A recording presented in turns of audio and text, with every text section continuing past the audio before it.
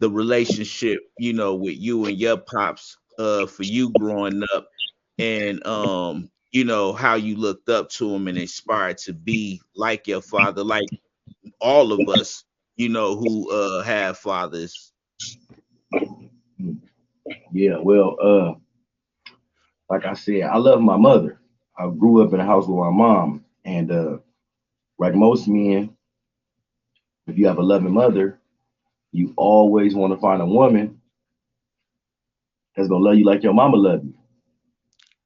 And I guess I was to figure like, dang, the only way I can get a woman to love me like, cause my mother wasn't the type of woman that had men running in and out the house. Right. I was like the only way. My dad had to be one hell of a dude, right? And my dad, for those who don't know, his name's Stutterbox from Main Street. You probably heard of him, Whack 100 with the Big U. My dad be in the limelight a lot. Shaq, him Right. and close relationship. That's how I know a lot of these celebrities growing up. You know, that's how I know a lot of celebrities. Right. Uh, so just my dad, my dad, growing up, my dad was in the streets, heavy in the streets. He was banged out. But I didn't know this. My mother know this. These stories I heard from my mother. And my mother was sick. She had lupus and she was dying.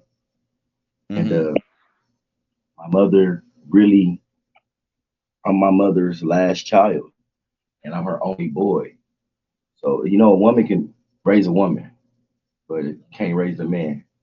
Right. And my mother didn't want me around the stuff that my dad had going on. My dad had a lot going on.